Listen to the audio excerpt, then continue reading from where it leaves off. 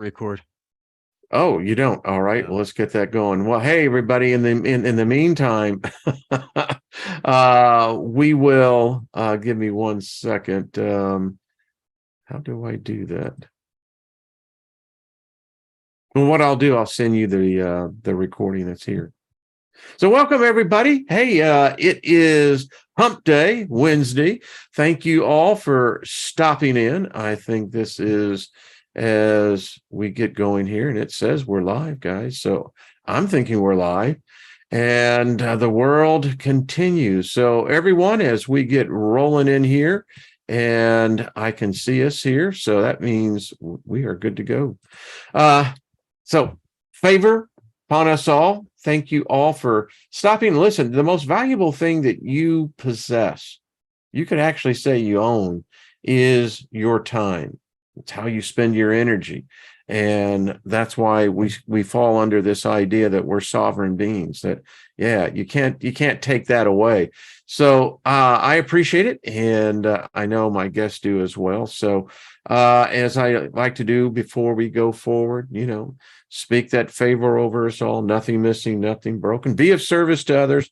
And we're prospering knowledge. We're going to be sharing knowledge today. And with my two guests, we will have the unique opportunity to see three distinct generations as we approach whatever this zenith is, whatever this apex we're heading towards. I thought today would be great to get the perspectives from two what I call very remarkably enlightened individuals. They are the visionaries coming up behind us. They will be inheriting whatever my generation created, and I don't know how good that'll turn out, but anyway, so please welcome Mr. Ryder Lee from Raised by Giants. How you doing, Ryder? Good to see you. Hello, Wayne. Thanks so much for inviting me on your show. It's an honor and a privilege to be here because I don't know where I would be without Chris or you, Wayne. So I appreciate both of you very much. Okay, we're guilty as charged, but anyway, so thank you, Ryder. And of course, my good friend, Chris Mathieu from the Forbidden Knowledge News channel, which, he steps on toes all the time, but that's how you grow. And so, Chris, welcome, brother. Good to see you.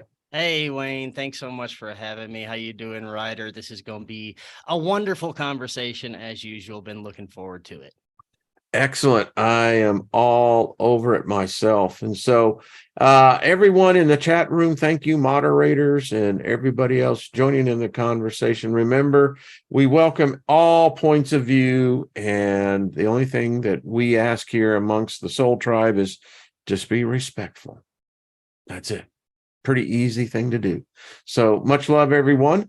So gentlemen, I think we have a unique opportunity here. As I said in the opening, we have three distinct generations here. I'm the boomers. Chris, I guess you would be the millennials, right? I am technically Generation X. Okay, so you're an Xer. And Ryder, you would be what? I would suppose a millennial. I'm not too sure. I was born in the early 90s. So I'm on a cusp there. Yeah, you are. Millennial and Generation X or Z. I was the last year of Gen X. Interesting. So no matter how you look at it, we have between my age and all the way down to you, Ryder, is, it's 40 years. A lot of time. I mean, when I came into this world in 1995, it was said that America had reached its peak in prosperity. We had come out of World War II just 10 years prior. My generation saw the events, whether you want to believe it or not, man in space. And we conquered the computer. We brought the computer era. And then we kind of handed it off to y'all because, first of all, there was never anything in my generation known as a computer. There was no video games. We used our imagination. I mean, the closest. You didn't have an Atari back then, Wayne? Nope. I mean, you did. Did you have an Atari? All right, cool. Now, I remember playing the arcades. I I figured out Pac-Man pretty quickly. And, if you figured out the pattern that it ran, but then again, Asteroids, it was one of those games. And then that whole era kind of morphed into what y'all know as the video gaming era. Yeah, video games are really interesting. I haven't played any video games in a really long time since I started my show, because I was just like, man, this gets really ridiculous. You know what I mean? People get sucked in so hard. Now I do play some video games on my phone. I'll play some like Diablo or something on my phone. But when it comes to like a system or something like that, an Xbox or a PlayStation, I just don't mess with it anymore, because I feel like it's a really tantalizing thing. And there's people that'll literally just sit in their basements like all day long forever and just play their video games all day. And I'm like, what is that doing to their mind? And, so I haven't played any Calcifying it. I mean, Yeah. now, Chris, were you the generation that actually had an Xbox or a PlayStation? Well, I started out with like an Atari, and then I Okay. was so excited when the original Nintendo came out. We got a family Nintendo game system where the whole family would play. Mom and dad would sit around playing Mario Brothers and shit. But I, like Ryder, I never really got into video games that much. Nintendo was fun for me for a while, and then I started to get in trouble as a teenager. There was a small period of time during my first marriage where I was extremely depressed and using a lot of illicit substances, where I enjoyed video games probably more than I should have. But I came out of that really fast as soon as I sobered up and stopped using those substances and stuff and got out of that marriage. I was just really depressed at the time. But he's absolutely right. You can never match in real life. You can be whatever you want. You can be whoever you want in these games. And that's what sucks these young folks in, because their social lives are really destroyed at this point. I mean, especially after COVID, they can't go outside anymore. They can't socialize. So why not be whatever you can be in these video games? And they just don't ever want to leave. And that's where the problem comes in. That's a prison, because the VR technology is now here. I mean, that, what is it? Is it Facebook that has the Oculus?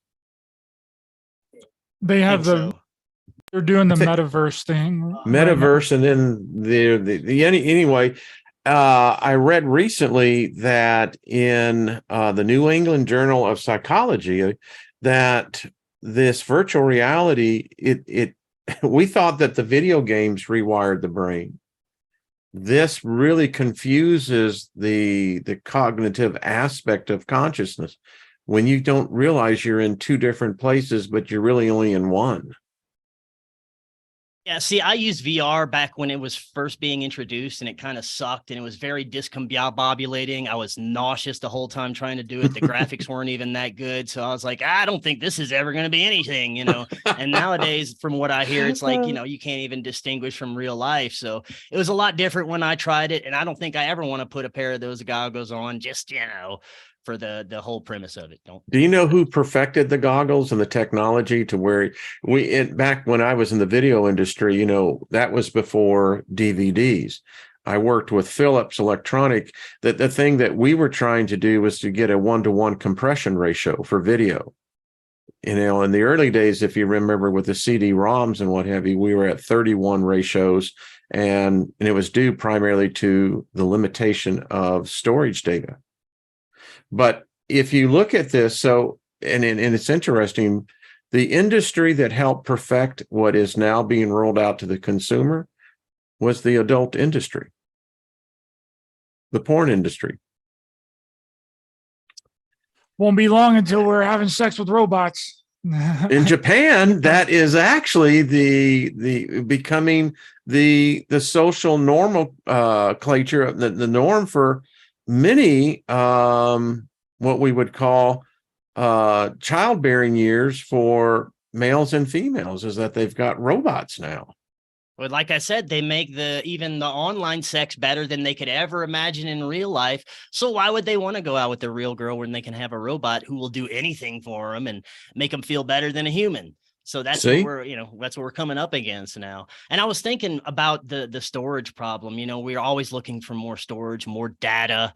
more means for data? What if we are that means? What if eventually that's why they want us to hook up to it? So we're the storage, we're the data, we're the power for everything. And I think that's eventually probably where we're headed. That's what they want. Well, Chris, to add to that, if you think about it, when we cracked the human genome, which I think was in 2005, and so we suddenly realized that this DNA that gives us existence in here, that we're finding out there is so many levels of data stored in each and every one of us. It begs the question, number one, why? Who would put that in us, that kind of data that we don't even remember how to get access to, but we can see it now? That's a bring out a good point. So if we are the ultimate data storage, the data silos, why?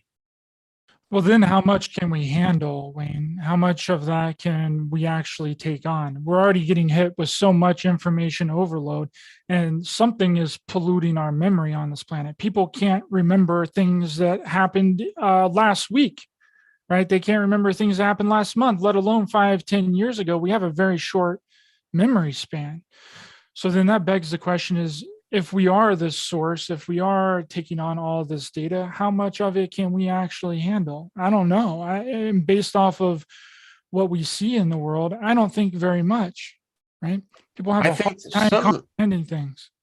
Well, all right. So we talked about COVID and the lockdowns, and now we're realizing that, oh, crap, that wasn't the right thing to do. But yet we're now in a causality reality from that event. And so our species is dealing with this causality that is really, I think, turned things upside down. And if you look at this today, I just had this list here, and I thought that I'll throw it out there and we can just pick from them. We know now, I think it was last night, that the Pentagon announced that with the cooperation of Germany and Poland, we are now sending Bradley tanks to Ukraine. This proxy war is being ratcheted up. Many have gone past the point of no return, that this is, in fact, we are at the dawn of the actual World War III. But we'll just put that in bucket A. So let's continue. There's also the strong belief out there is that if prophecy is true, if it has any foundation, right, then many are saying it looks like we're in this period that has been talked about, the tribulation. Everything on everything is going wrong. All right, let's add this to that. We recently, there was an article on the forthcoming food shortages. We're seeing the impact, for instance, what they did in culling the chickens. 35 million chickens killed last spring, last summer, and last fall. And now we're seeing the cause of that. Eggs are going to become almost worth as gold. Africa is in the midst of the single largest food emergency in its existence. Let's continue. We have the takeover of AI. AI is everywhere. I mean, you've got governments now turning over their military defense decisions to this. So we have 3 different generations here. Chris, let me start with you. Pick any one of those, or if you want to do a general comment. Well, I'm going to do a general comment on this because Good. I think what we're seeing is a level of programming since the dawn of whoever had control of humanity. For the longest time, for as long as humanity's been around, as long as we've had controllers, we've most likely been programmed to fear God, to blindly obey things. And the programming evolves as the years go on. And you mentioned, we're Ukraine, World War III. Well, we've been programmed to be afraid of the book of Revelations and that time period for a very long time. We've been spoon-fed all of that. And it seems like they're going off of a playbook to manifest this. Nothing more. I don't think that I don't even think that the true biblical meaning of what is in the book of Revelations is about the end of the world. I think that we've been programmed to believe that for so long, and they're trying to manifest this period where we have so much chaos that they can easily just gain control over everybody, wrangle everybody in, plug us in, and then suck off our energy. I mean, that's just my idea of what's happening, but I think it's just all about the programming we've been subjected to for many, many years. And there's a playbook behind it all that they eventually want us to gradually go to. They want our psyche to be involved in whatever they're implanting in there so much to where we are blindly believing that we're headed into this age of the apocalypse. And that's what I think we're doing. Love it. By the way, Ryder, I want to get your take, but just real quick. So the one thing I find oddly strange, gentlemen, and it is oddly strange, and I know the bots are out listening for this. It amazes me in a community as large as YouTube is, even in Facebook, how the Georgia Guidestones have been erased from people's memory. And it's still... It befuddles my imagination because there has been no follow-up. There was a federal crime committed here. There was an explosive device used that was struck down a monument that had been basically, many say, was a warning to all of us that this was their plan. No more than 500 million humans. So, Ryder, what say you on this? And Chris, you're right. It is the agenda. Well, I want to comment on this World War III thing a little bit, because there was Lyndon B. Johnson in 1958 made a statement to the Democratic caucus and said that control of space means control of the world. Right? That space is a superposition. And from space, you can control the tides of the earth, you can rise the sea levels, you can control the climate.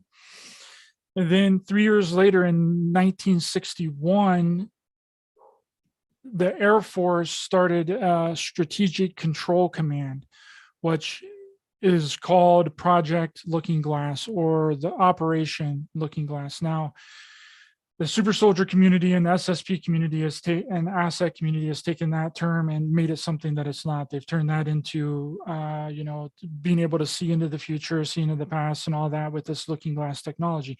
But what looking glass actually is a command control post in space to arm space with nukes.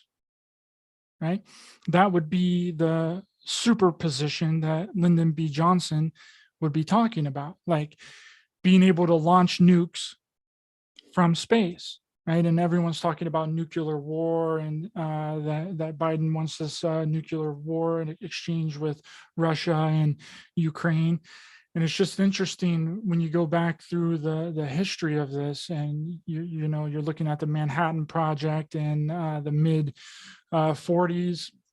They're developing nuclear bombs, and then they're arming space with nuclear bombs.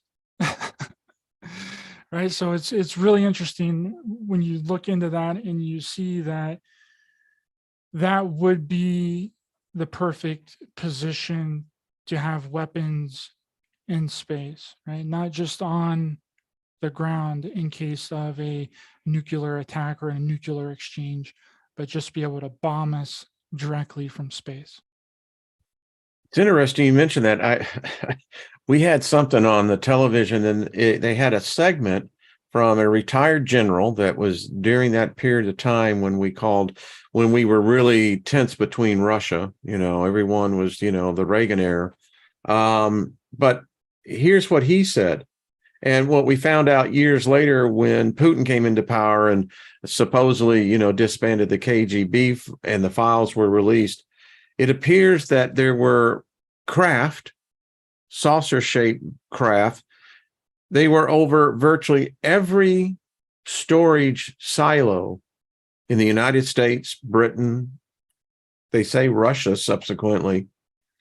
So to add to your story, and you know, the movie Space Cowboy was based on that very scenario about the Russians had secretly launched back in the 70s this nuclear platform that they had covered up by saying it was, you know, a space observation platform. Well, it wasn't. So what I'm trying to get to in this, it seems like the ET factor is much more at play here. I mean, the Pentagon now, in the new budget that's passed, has apparently opened up again. They're not calling it Project Blue Book, but now they have a permanent division. Apparently, our Space Force is getting funding that is astonishing. And so you got to ask yourself, well, what's going on? Are they preparing for something? I'm just gonna go with whatever I've been kind of looking at lately and just my gut feeling, because that's the only thing that I can really go off of. That's the only thing we can all go off of when we're trying to understand a lot of this stuff. I think there has been another huge deception when it comes to, you know, the alien and ET phenomenon. And I'm not saying it's not real at all, but I think that there's a lot of programming been involved with that as well. And I think it's for technological reasons. I think that we have a lot of dangerous technology. We have a lot of advanced technology we've been holding on to for a very, very long time, that we've had for a very long time, whether it's reverse engineered from ETs or alien craft, or whether we made it ourselves. The fact is, we probably have some pretty gnarly shit out there that we've been holding on to, that the U.S. military really wants to, you know, either come out with slowly or introduce to the public, or just know that we have on hand in case of something like a nuclear attack or something like that. But I do believe that there are other intelligences out there. I think there's other dimensions and other things that we interact with, but I'm not sure that the what we understand as the ET or alien phenomena is what is happening in reality. I think there's a lot of deception behind that. There's a lot of mind control behind that, and there's a lot of things that we're being programmed to believe that might not be reality when it comes to the alien phenomenon. And I know Ryder's been looking into a lot about that too, as well. Well, let me ask you both. Ryder, I'll put this question to you then. My problem with ET is that I think it more came from the inner earth, not the outer earth, because I don't know how biological mass can, number one, survive the vastness of distance. That's my first question.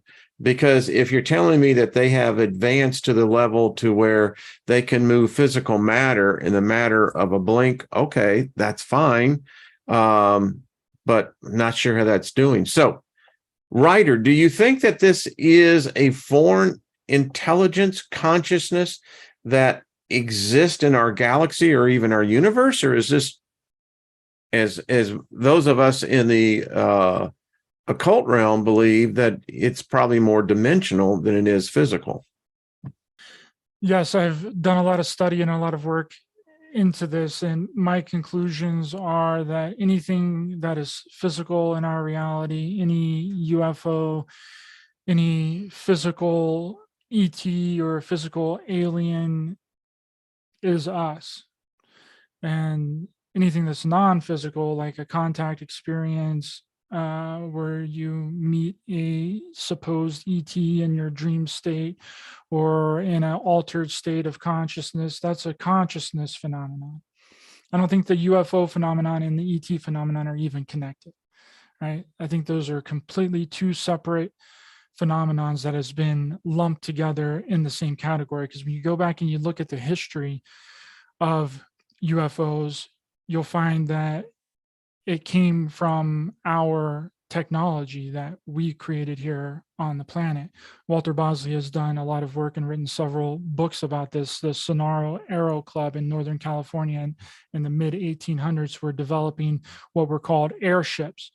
Then if you go back and read through the newspapers, which there's a bunch of connections between the OTO and the occult that's connecting to through NIMSA and the Sonora Aero Club and all of that as well. So there is an occult aspect there. But whenever you go back and you realize that a lot of this stuff is of our creation, and then you fast forward a little bit into World War II, you see that they were doing almost the exact same thing in Germany. They were just using a different kind of method. And that's where the Glocke bell technology comes from. It comes from previous work from Peter Minnis and James Delshow, creating these airships. They were just using it in a different way. The airships were created with a green spinning mercury fuel additive to be able to let the craft lift up off of the ground.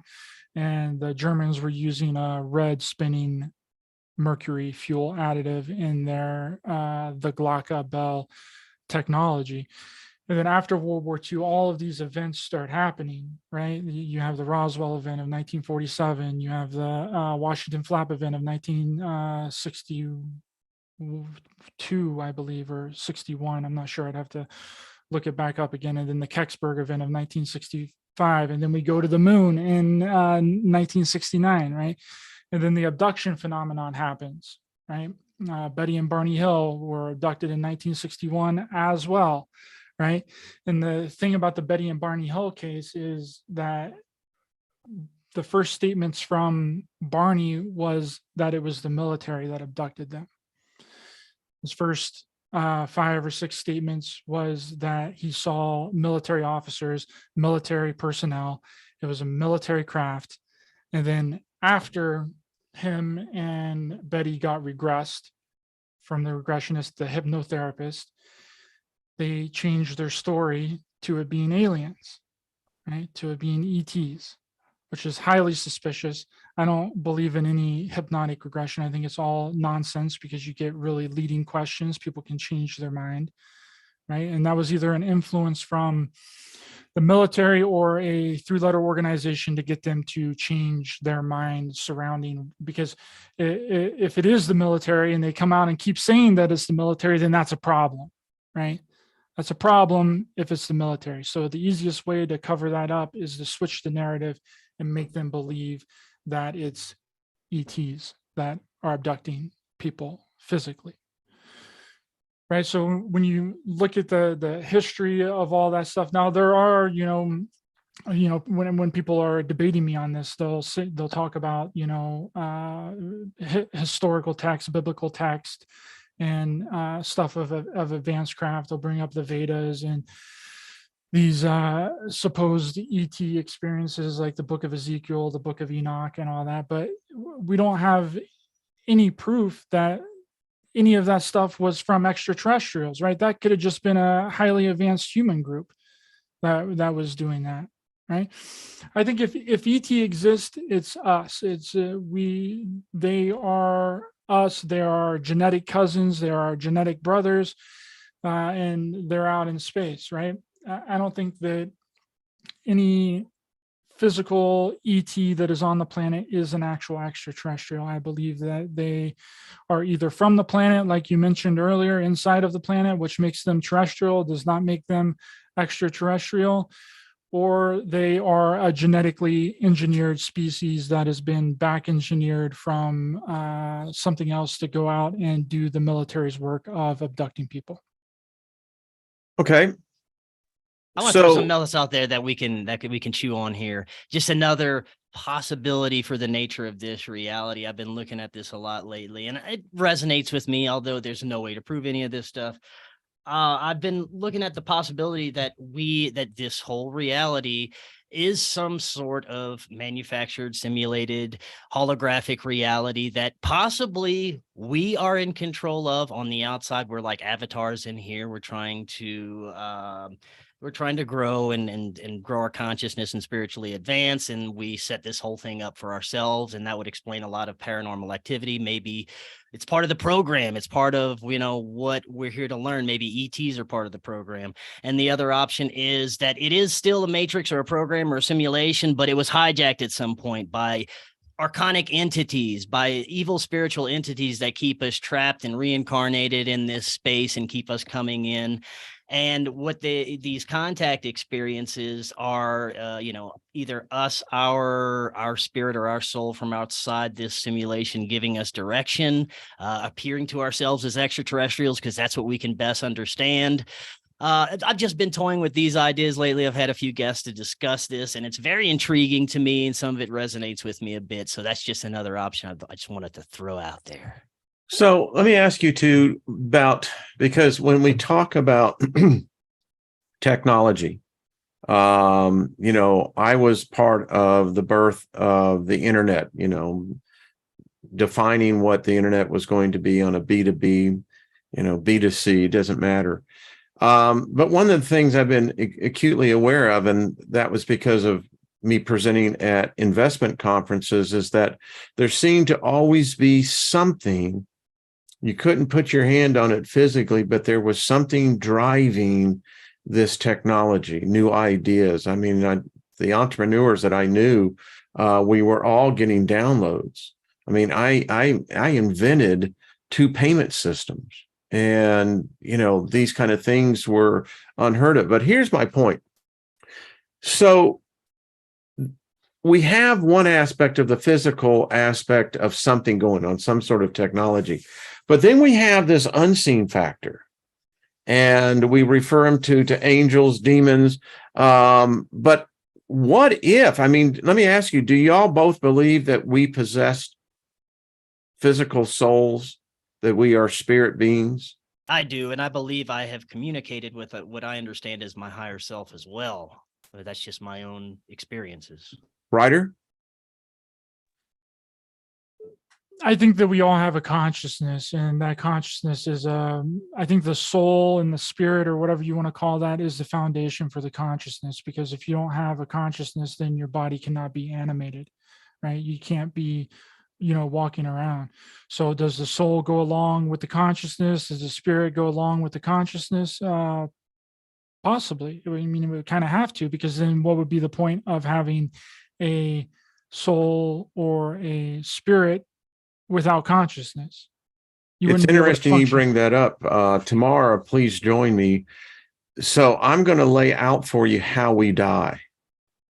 Many of you will probably experience this, because there is, and this is written by a hospice nurse of over 45 years of seeing people make the transition. And it's very clear that we possess something. And I have to tell you, I'm older than both of you on this, but I respect that the immense knowledge both of you have. But I'll just add my 2 cents into the bucket. It's very obvious to me that it's consciousness. And I think it's a rhetorical debate to say, is it my soul? Is it my spirit? What it really is, it's my consciousness. And that's what every one of us have a deep-seated fear, because it's a part of us. At that moment of transition, is my consciousness, is this going to hurt? Is this, is this going to, and it's the fact that this consciousness is basically metamorphosizing into another realm. So join me tomorrow. It's it's a short little book, but it blows you away, because it brings back all this discussion. If that's the ultimate exit for all of us, then we get back and we start retracing these questions that we've been asking ourselves. Wow, is there really something else guiding all this? Or are we just so insane as a species? It's beyond our ability. Yeah, it could be maybe something else guiding us, or we are trying to guide ourselves, but there's just so much programming from everything else that it's hard to decipher what we're supposed to believe, where we're supposed to go, what we're supposed to understand. And that's all part of this experience here, is trying to decipher through that programming and bullshit and get to the real truth. I think that's all part of our experience here, is trying to understand what we are, why we're here, what we're doing, what the hell's going on. I'm going to take that. Don't just sit down and play your video games and, wait for your Just play football your video and games. Yeah. go on with life. I'm going to take that one step further, though, Chris. Are we meant to know the truth? Are we supposed to know the truth? Probably not, but I'm still going to fucking look. I don't care. But that's a very interesting concept and a very interesting thing that it would just be about the experience here and being in this 3D physical reality. And this gets back to, the Bible and the original creation of Adam and Eve. Were we once all one here? Like a lot of people talk about, they toss around that term, like we are all one. We all come. I from don't the think same we're place. all one. I don't think that we all we come either. from the same place. It doesn't make any sense that we would all be one. We all have different experiences, all different perceptions of reality, and our truth and our reality is based off of our experiences of being here, right? Someone has dictated our concept of reality today. Did y'all see the show I did yesterday about Michelangelo and the Sistine Chapel on the serpent in the garden? With Trina? Yeah. No. This was the one I did on Monday. That there were two serpents he painted. Yeah, I think that Not one, two. Like it's really interesting into decoding the Bible and stuff too, because from my knowledge, there is a upright serpent and then there's a fallen serpent. Right? See, and it gets to that whole duality thing. It's just that's the trap. I swear, it's just because there's nothing in this realm that makes any sense. I mean, listen, we're about to head into this country worldwide into a financial collapse. These are the things that are in play. And Ryder, you said something before we went. We talk about being aware. We talk about being enlightened. We talk about, ascension. But yet, Ryder, you pointed out something, and I don't see any effort today, nowhere in the world, of bringing us together. Wasn't it in Michael Jackson in the AIDS thing that, we brought the, 1 billion people together at the same time? Never been done before. The We Are the World, was that it? The hands across the We Are the World. Yeah. And who can forget Freddie Mercury and Queen? But anyway, I just digress. And that's the other thing. I was having a conversation with someone who's a DJ. Fauci killed Freddie. Sorry. And we were both saying more music is now being written by AI programs.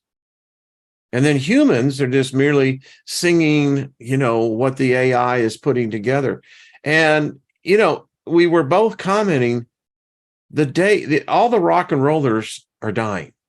I mean, they're transcending to the other side. I hope they keep the band together, but it's very clear that we're in a space. I think we're in physical outer space, in a space that we don't want to be here. There's something negative about this region of space that we're in. And we can only hope that we're going to move out of it. But he was saying that in the music world today, the world of creativity is diminished. We don't have the creativity anymore. Because it's regurgitated nonsense, and they just keep making the same thing over and over and over again, and with a new bow on it and passing it off as something new. That's how the music has worked. That's how the movies have worked. That's how the TV shows has worked. I mean, how many of these exact same kind of TV shows can we get?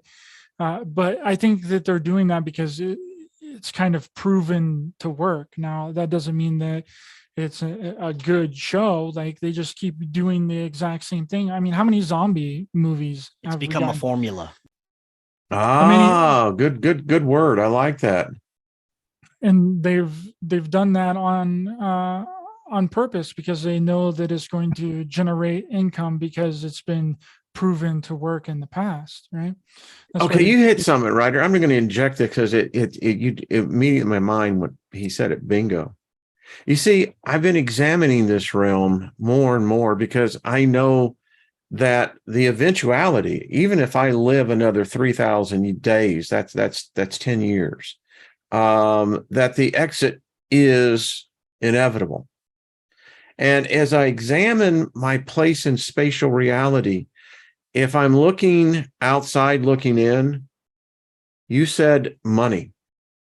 And it seems like this realm is dominated. It's like it coalesces with everything in this realm and it contaminates everything. I mean, The older I get, the more I see how much of a trap it is. I mean, I gave freaking 40 years of the best part of my life and energy into making money. I mean, it changes people. But then look at the opposite side of that too, Wayne. What would be the incentive for people to do any work without some kind of exchange, right? What were they using back, way back in the day, building the pyramids? What were they using, building these giant cathedrals, this amazing architecture? Were they using the same kind of currency that we are using now, or was it something different? Was there something more to this reality that gave us the ability to want to create something, to be creative, to create these enormous structures and these enormous things that in our past? So let me ask you, Ryder, do you believe a person should, when they are born, that humans are born to work? Well, that's the kind of reality that we have placed. Agreed. I agree with you. Yeah. There has to be something different, because if there isn't some kind of exchange of something, then we lack all kinds of incentive. Okay, let's just take this for example. Let's just say the world ends tomorrow, right? And there's, let's say that half the population is gone, right? Government's ended, it's all over. Who is going to take care of the things that needs to be taken care of in order to keep society going? You would be doing that for free. There would be no exchange. You would have to do that out of the kindness and generosity of your heart to keep everything in progress, right? You just can't let the roads go to shit. You just can't let the trash keep piling up, right? There has to be somebody doing that to keep things moving. Right. So I think you hit it on the head when you said, out of the generosity of our own heart, I think we're missing equal exchange. I think there is something that exists in this reality that we energetically can feed off of each other instead of having this monetary thing. I think we're missing out on something that we understand as equal exchange of energy that has been missing from our reality for a long time. And I think that's where we're at now. We're so used to the currency situation and working for paper nothing, and that the equal exchange of energy is meaningless now. We don't understand any of it. And I want to go back to the lack of creativity for a second. Another aspect, huge aspect of that, is even within the past 5 years, we've had AI writing people's papers for them. There's new programs where you don't even have to write a book. You don't have to be creative anymore. It'll all do that for you. It'll paint your pictures for you. It'll write your stories for you. It'll do anything creative that you want to do. The AI will take care of it for you. So you no longer have to have any creative bone in your body. And that's another thing we're facing there. Wow. As you were talking, it's interesting. So let's say the world did end, the half the population is gone. The thing that I hit on immediately is that there's going to be a barter system.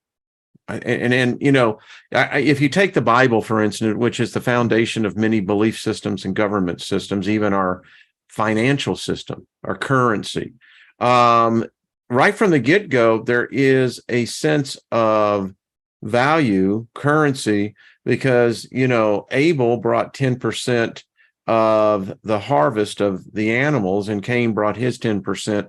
And so it's immediately this thing that you're like, again, we're almost forced into it. And you said it, Ryder, back there. I don't know if we can conceive another reality where there isn't that, because then what is the incentive? What's the purpose? Exactly. I agree 100%. And the barter system thing makes logical sense. It does. But is everybody going to have something to barter with? You think that these crazy radical leftists, I don't want to get too much into it. I would say prostitution would be the first thing. I was going to say, we all got mouths, we've all got hands. I mean, I'm just being honest. I mean, it seems like sex is the big motivator. I mean, when you look back, maybe that's one thing we all had, is we all had holes and something to stick in those holes. So I was at a men's retreat decades ago, and this guy got up there and he says, men have the natural urge to penetrate anything. And it's so true. And Give me that tree. That's a sexy tree right there. From an esoteric point of view, the men never got the fact that the woman is the temple. And, she only allows those into the temple from whom she chooses. We never figured it out because we're just outside wanting in any way to get in. Yeah, which also brings up the Bible and the real encoded message of the Bible, which I think is allegorical and metaphorical in nature. And I think that it really all revolves around sex. I think that the whole thing is about sex and the orgasm of man. Well, the That's fall really of man, and I keep saying to people, where are you going to live at when you die? But here's the thing I am convinced of. I'm convinced there's sex on the other side in the ethereal. Because if you follow the story of the 200 angels that came down, right? And what was the very first thing they did? They started having sex with the women, and so, I mean, did they what? They just suddenly come upon the fact of sex? No, they had to bring that knowledge from wherever they came from. Just saying. And Archangel Gabriel was the person that, the angel of God that showed man how to have sex properly. And that's what the Immaculate Conception is. Immaculate Conception doesn't mean that you don't have sex, right? Immaculate Conception just means clean and pure, right? So in my eyes, that means that Immaculate Conception means that you have sex and have a child without the orgasm. And I believe that that is what Gabriel was teaching Adam and Eve to do, and also taught Joseph and Mary how to do. It's a misconception that Immaculate Conception means that no sex is involved. Well, I'll counter that. In the Apocrypha, the book of the Apocalypse of Adam, in that book, it is because it talks about the trials of both Adam and Eve. They committed suicide. Adam committed suicide like 13 times. Eve committed suicide about, I think, 11. And one of the things in the book, it says that it was the serpent, Satan, who came and told Adam about what coitus was all about. And Adam's response, and if you read the book, it's interesting. He said, "Why would I have sex with myself?" Speaking of Eve, because she came from him. And for him, it was, and that gets into that whole thing why women aren't allowed into heaven, even the Christian heaven. Did you know that women are not allowed into heaven? Watched the show on that. Very interesting. Yeah.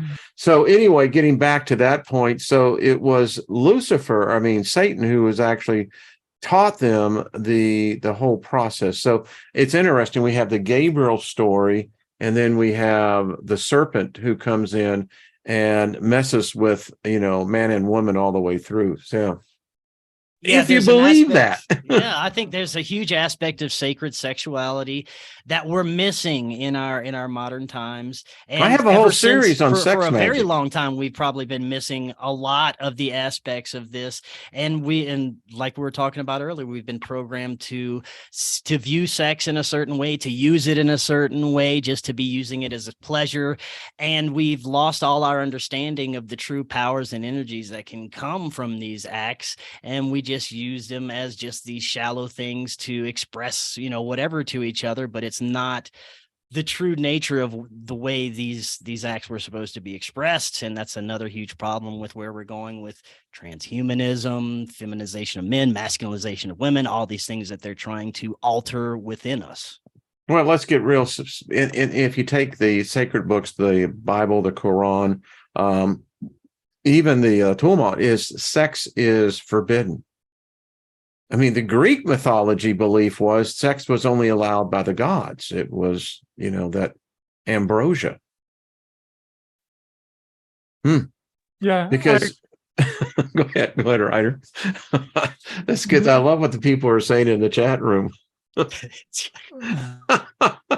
I'm checking it out too. Yeah.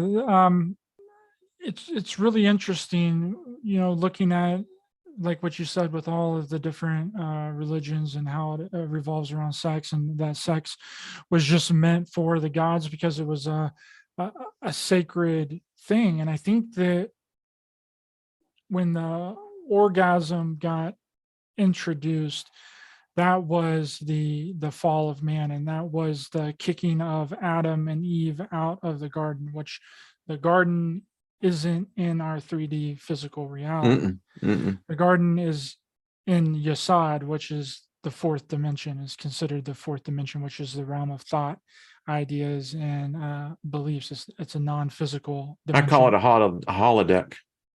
Yes, of course, according to religious text, that's where it existed. It's in the Tree of Life in the Kabbalah. The Garden of Eden existed in Yasad, which is the fourth dimension, right?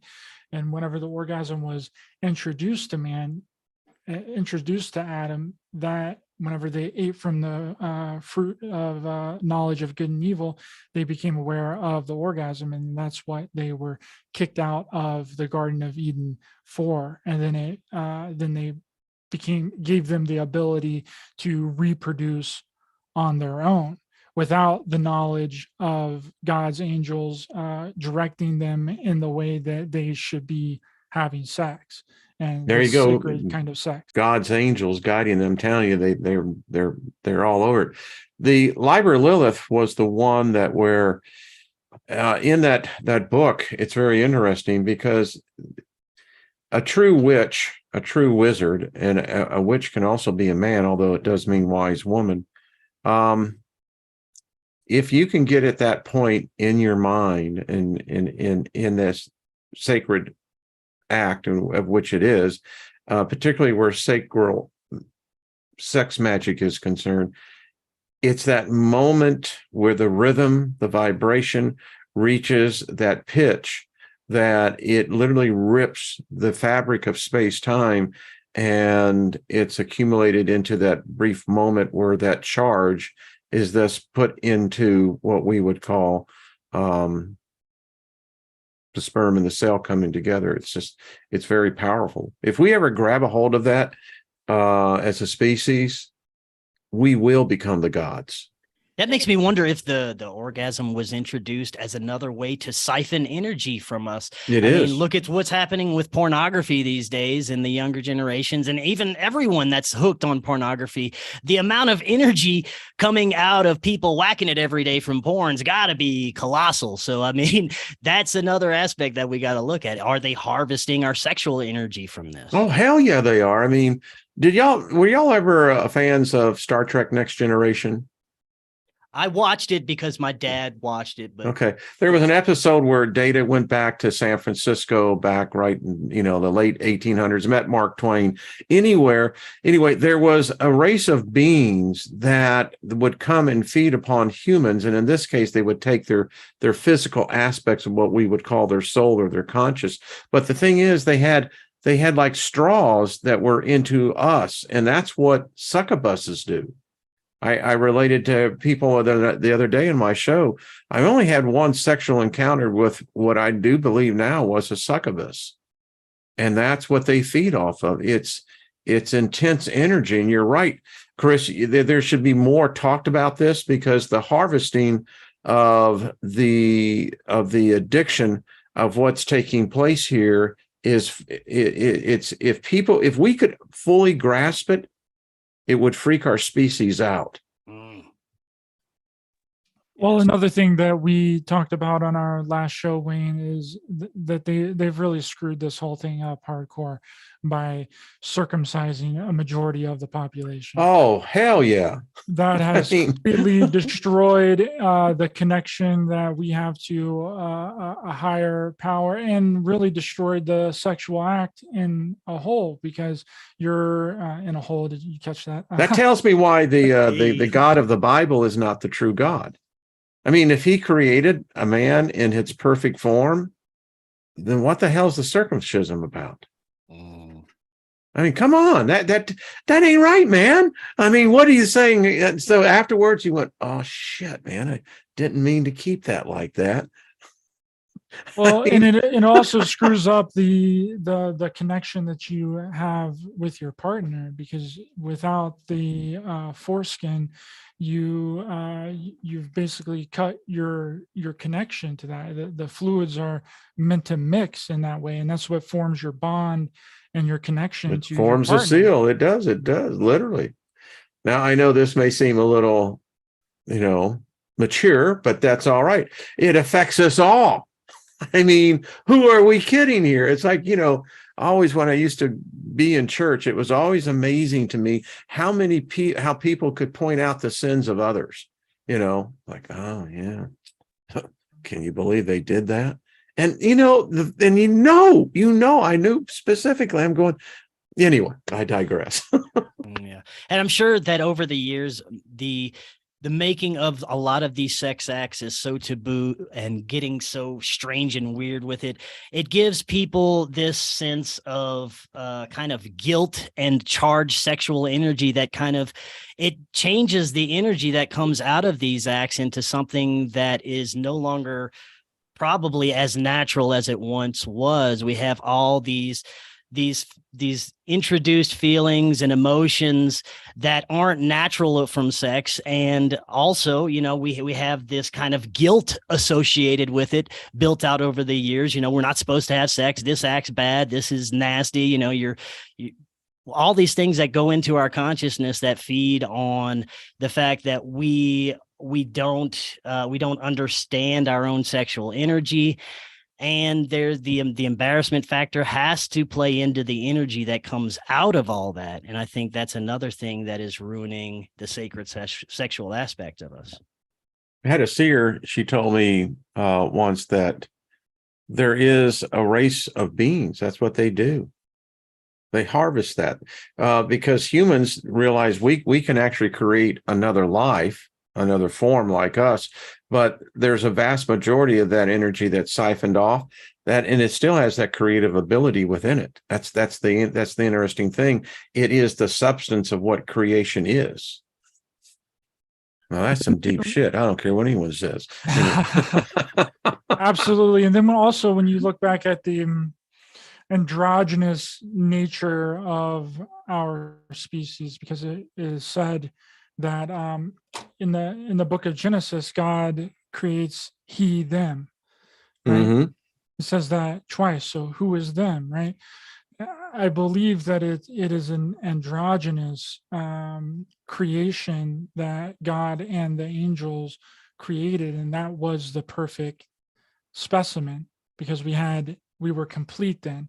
The duality had been completed because we had the energy of both male and female within us, right? So we were perfect in that creation. And then when Jehovah Elohim split Adam into two, that's what created this duality. And we've been searching for that partner, that other person, that you could boil it down to love, right? We've been searching for that love through our entire existence since we've been split in this duality, polarity, reality, because we're not complete, we're not whole. And I think that is a huge purpose and a huge existence of us here, is that we are just searching. We're just looking for a companion. We're just looking for love. We're trying to unify and come together again. And I think that's Ryder, that plays into the transhuman agenda, I believe, that what these globalists and elites at the top levels are trying to do is alchemically transform what they consider us into a perfect human by these transhuman agendas, masculinization of women, feminization of men. They want to unify these sexes in some sort of strange alchemical way. And I think that's what the whole transhuman agenda is heading towards. And I think that's another kind of deep aspect to the anti-Christ aspect of what we're dealing with. But is it really the Antichrist if that's how we originally were in the very beginning? Well, I think they're going about it through technology. They want us to become this perfect human by merging us together, by integrating technology, which they believe is our new spiritual God. They believe that, this technology is our new religion. We're supposed to worship it, and it will bring forward this new human, this new androgynous human. I think that's what they believe. And I don't think that that is the natural way to achieve this, if it's achievable at all. But I think that that's what they're trying to do, and it just doesn't feel natural. It doesn't feel what I would consider to be the right way to achieve these states. That's just my opinion. Well, it goes back to your Kundalini energy and balancing between the male and the feminine aspects of your 3D physical avatar here, right? So I don't think that is the way to go. I don't think that merging a man with a female is perfection. I'm sorry if you misunderstood what I was saying. I think that we have to come together and connect. I mean, the human civilization strives on connection. That's what we want. We want, and that would be the natural right way to do it. What they're trying to introduce is through hormones and hormone replacement and cutting off your Peter and going through surgery and just becoming something different through technology. And that's what they're trying to introduce us.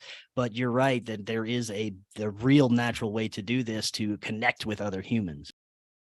I agree. And I believe wholeheartedly that that's with activating an aspect of your Kundalini energy, and that is done through sex with another partner.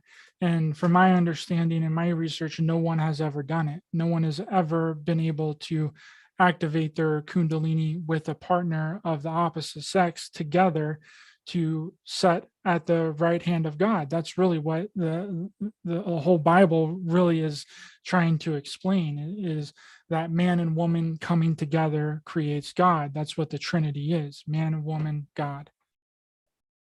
And then there's the belief that has nothing to do with anything. The real holy grail here is the advent of immortality, that we can transfer our consciousness, bypass physical death, and transfer the ability of our consciousness and its ever ability to expand into a machine.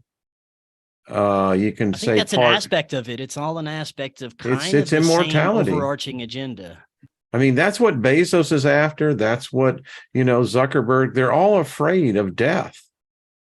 They desperately want to know how, it's like the movie Free Jack, how can we make that transition to where we become eternal in our thought alone?